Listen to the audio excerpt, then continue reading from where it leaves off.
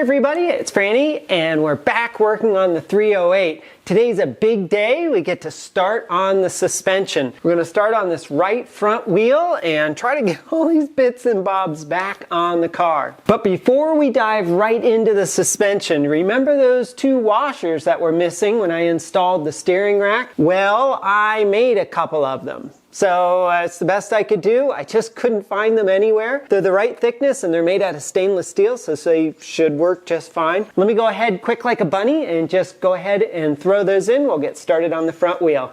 Well, I purposely left this loose because I knew we were going to be adding this washer. So slide our washer in. There it goes. Okay, put that back on.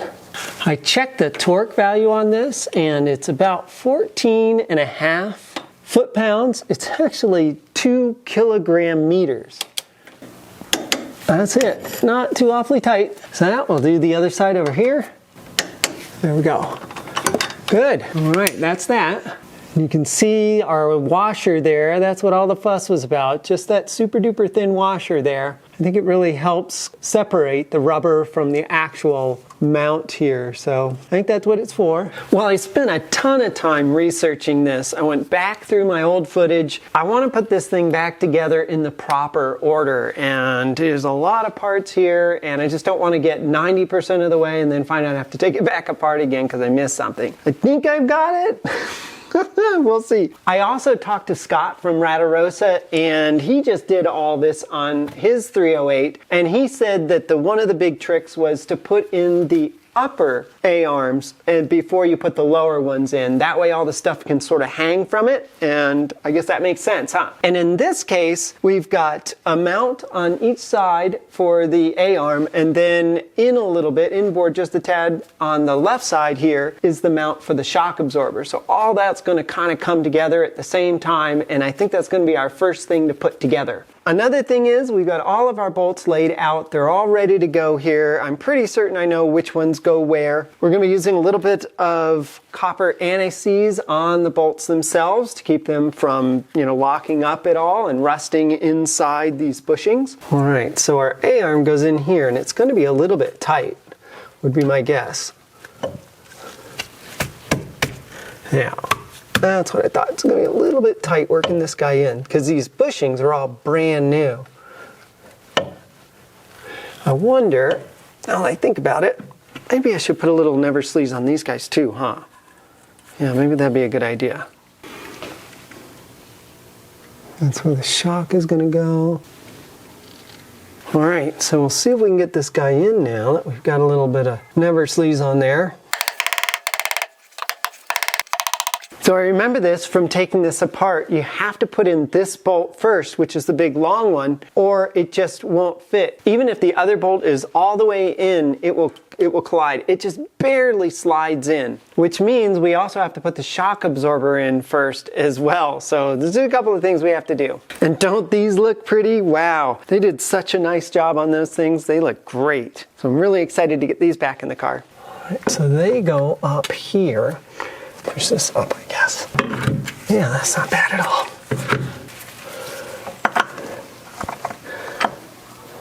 We forgot the anti-seize on the bolt. So let's do that. Kind of like that.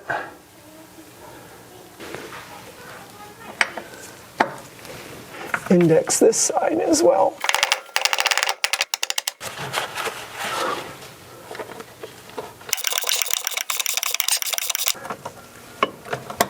Okay, I think that's about it.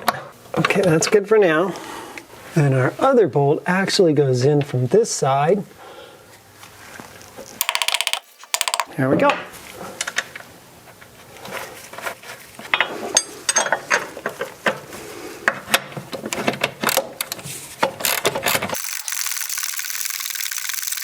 Okay, there we go. Well, that's our upper A-arm and the shock installed. I'm not going to torque anything down yet. The car really needs to be on all fours and the suspension needs to kind of be where it needs to be before you torque it down. Just basically just kind of barely slightly tight, just enough to keep everything from backing itself out. Next, we're going to work on the lower A-arm here.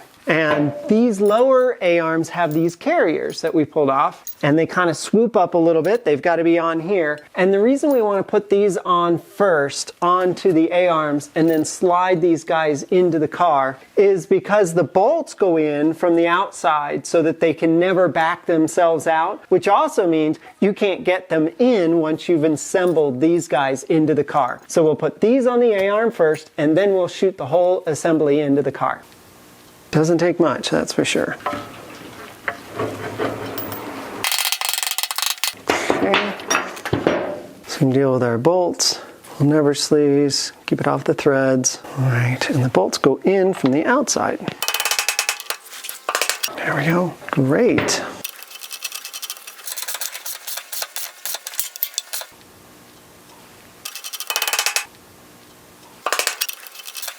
With both of the carriers in place, I'm going to take the nuts off, put a little never sleeves on this, and slide these guys in.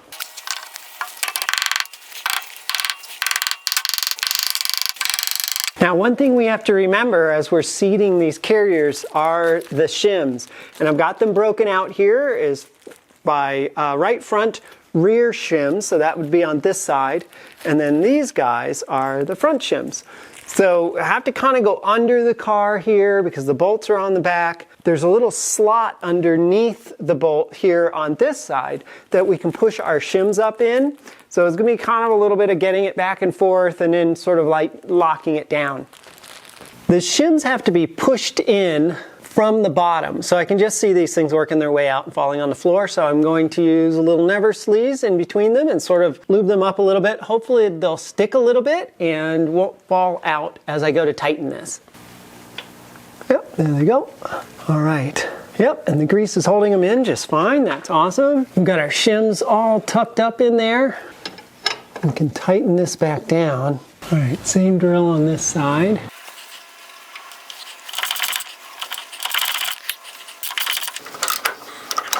Good. These bolts I can torque. I don't have to wait until the car is fully suspended on the suspension. And these are pretty big. Their torque value is 58 foot-pounds. I've got my torque wrench here.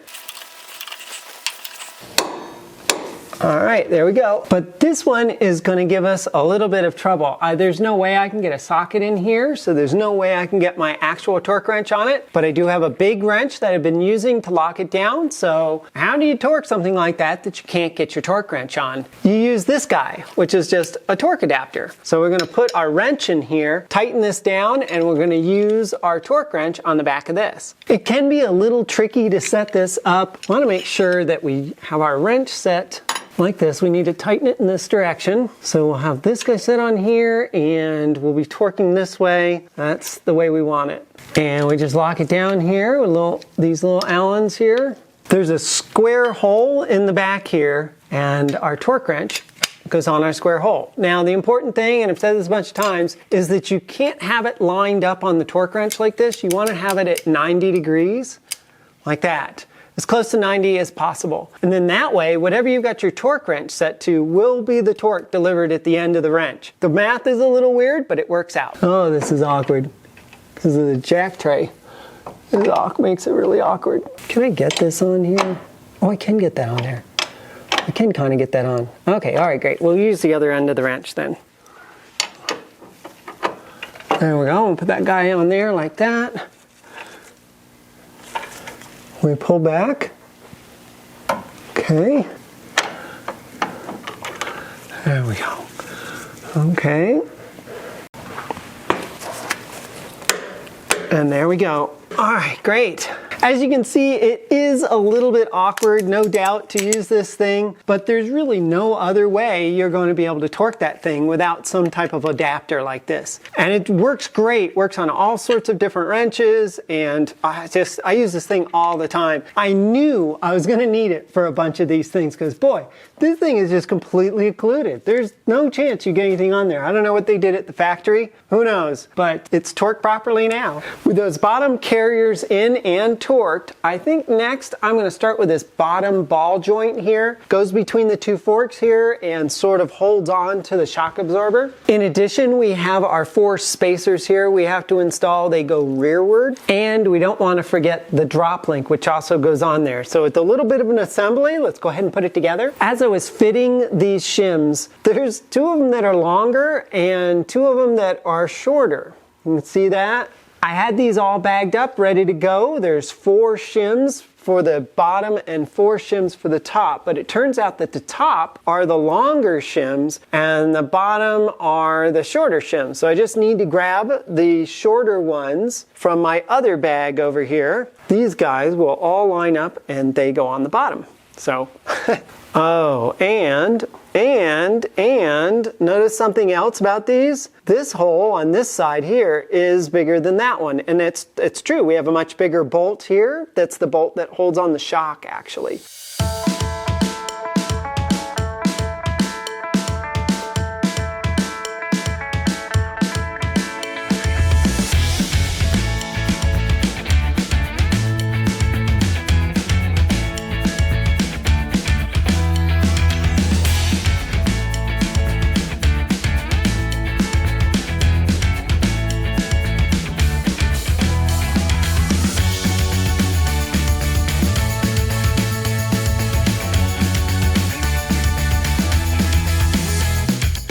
This is a bolt that I can't torque down right now. This drop link hooks to the sway bar and I want all 4 wheels on the ground so I get the exact right position before I lock this bolt down. But the outboard one we can lock down. Torque on this outer bolt here at the bottom is 46 foot-pounds, so I've got my torque wrench all set up here. There we go. At this point, we have our bottom ball joint in and our shock in. That's sweet. We still have some torquing to do at the top, but of course we can't do that until we get down on all 4s. Next is going to be the ball joint at the top. All right, same drill as last time. A little bit of never sleeves on our spacers. And we're going to put a little up here as well. We also want to throw a little bit on this guy here. And just like on the bottom carrier, all 4 of our spacers are going to go on the rearward side. Those spacers can be a little bit of a bear to get in, actually. It's pretty tight in there, and I tried several different methods, but it seemed to work best if you pin them in the back first and then tried to get that front bolt on. I think the arms actually splay a little bit, so that makes it easier. It's also easier if you can get 2 outer ones on and then push the inner ones in between the 2 outer ones, if that makes any sense. But it was a bit of a struggle. It sure was a little bit difficult, and then final alignment can be difficult as well.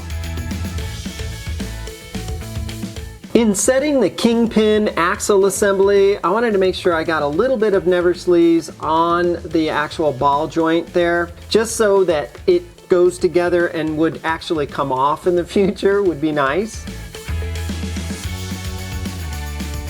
And it was pretty stiff when I got it on there. Moving it about back and forth, it was awfully stiff. I think that's correct just because everything is brand new, but it was a lot stiffer than I thought.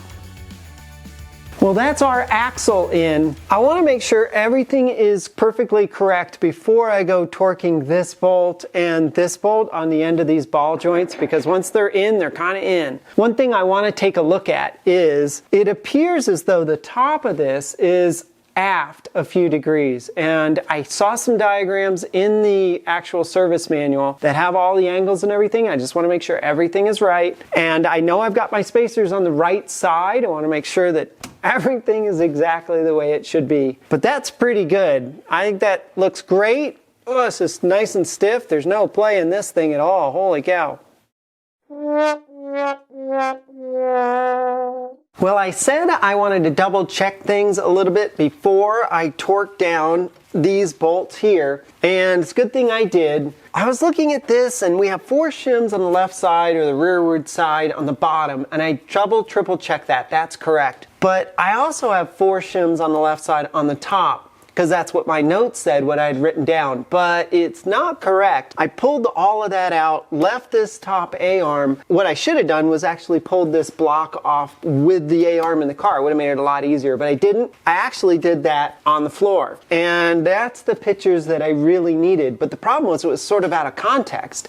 I didn't know exactly which A-arm it went to, but looking at the geometry, since there are obviously mirror images left to right, it had to be this one. So looking at that picture, you can see that we've got 2 on one side and 2 on the other, and not 4 on one side. So this is kind of an important thing to get right. This sets the castring, really. It's the kingpin angle here. So setting these shims wherever you put them is going to change the angle. And Ferrari has a spec for that.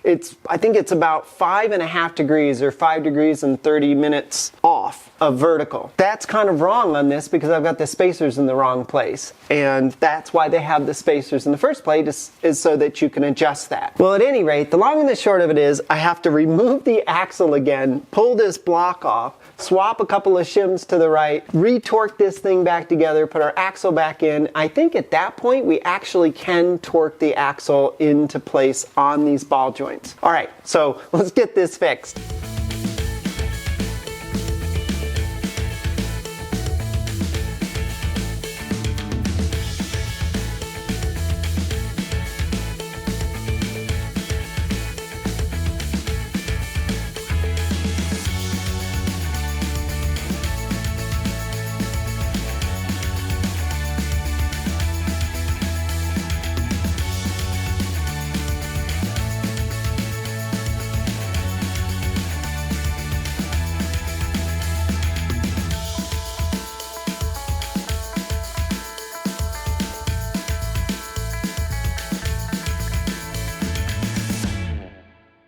I'm feeling really good now. We've got our spacers in the right place. We got everything torqued down. This is looking great. A very super special thank you goes out to Lou Trottier. You got to check out his channel. He's working on a 308 as well. He tore it completely apart and doing a tremendous amount of work on that car. So I'll link his info down below in the description down below. So go check out his channel. He's a 30-year mechanic. So what I did was took a bunch of pictures of this last night and sent it off to him and said, so, what do you think? And I had him grade my paper, and it was just makes me feel a lot better because it's a pretty complicated little thing to get perfect on the first try. Well, we're still waiting on parts, so we can't go any further on this wheel, unfortunately. I'm waiting for some bearings and a few other things. So I'm going to cut the video off here, but what we're going to do in the next video is get to the rear wheel and put that back together. And I think once I've got the rear wheel done and the front wheel done on this side, I think the other side's going to be quite a bit easier. Well, I hope you enjoyed the video. If you did, please give it a thumbs up.